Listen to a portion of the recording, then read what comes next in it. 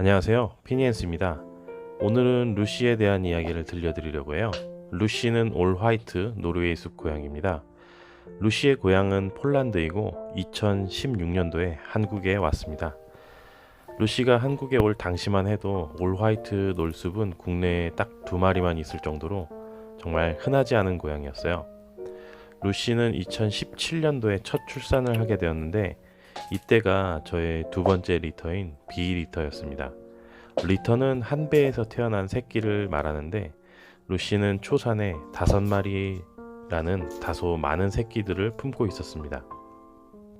출산이 임박해 오면 저는 항상 초긴장 상태가 되는데 사실은 밥도 잘 안 넘어갈 정도로 긴장을 굉장히 많이 하죠. 그렇게 긴장된 기다림 끝에 드디어 루시의 첫 출산이 시작되었었죠. 그런데 새끼가 뭔가 잘 나오지 않고 뭔가 잘못된 느낌이었어요. 자세히 보니까 새끼가 거꾸로 태어나고 있었어요. 자궁 밖으로 뒷다리 하나만 나와 있었습니다. 새끼는 무언가에 걸린 듯이 발버둥 쳤고 루시는 엄청 고통스러워했어요.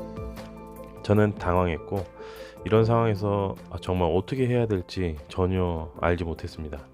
머리가 하얘졌고 그렇게 시간이 지체되었어요.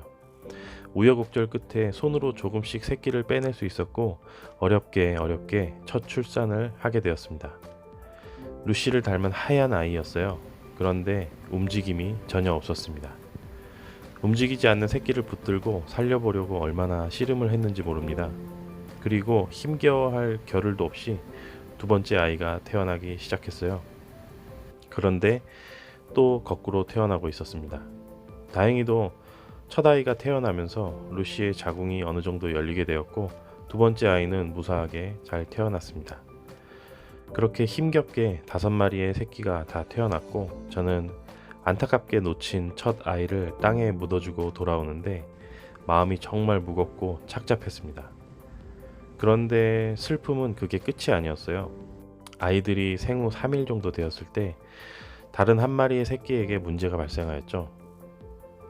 유독 작은 아이였는데 소변이 멈추지 않고 조금씩 새어나오고 있었어요.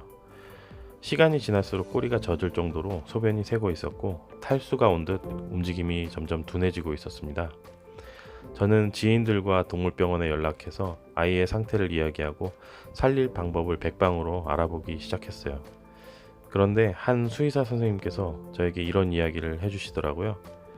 의학적인 도움을 주기에는 너무 어린 새끼이고 자연 상태로 보자면 약한 아이들이 도태되는 것은 자연스러운 현상의 일부라고요. 당시에는 그 말이 큰 충격이었지만 시간이 흐를수록 담담하게 받아들이게 되었습니다.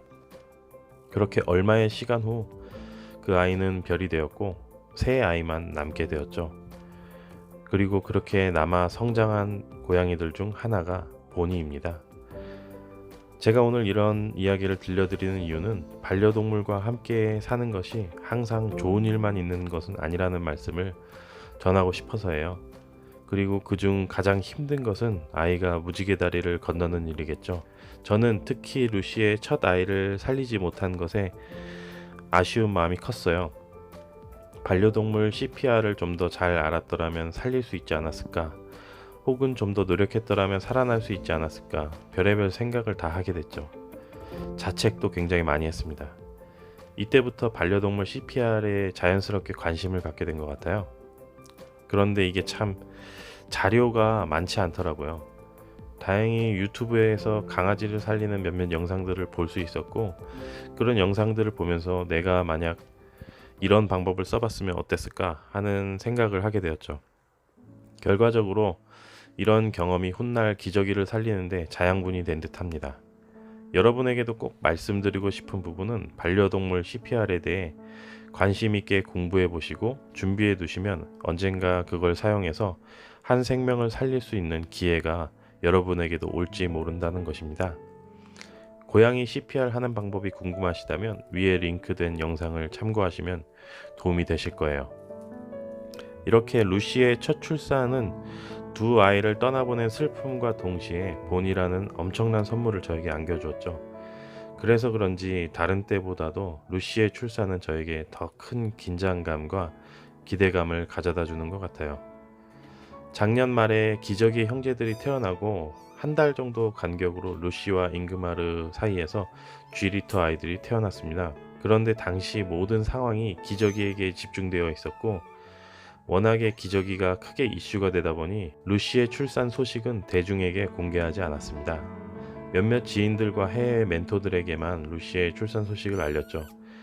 다행히도 건강하게 내 아이를 출산하였고 저는 제가 좋아하는 영화 가디언즈 오브 갤럭시를 컨셉으로 이름을 지어주었어요.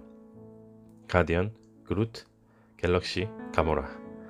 어떻게 컸을지 궁금하시죠? 정말 엄청난 고양이들로 성장을 했습니다.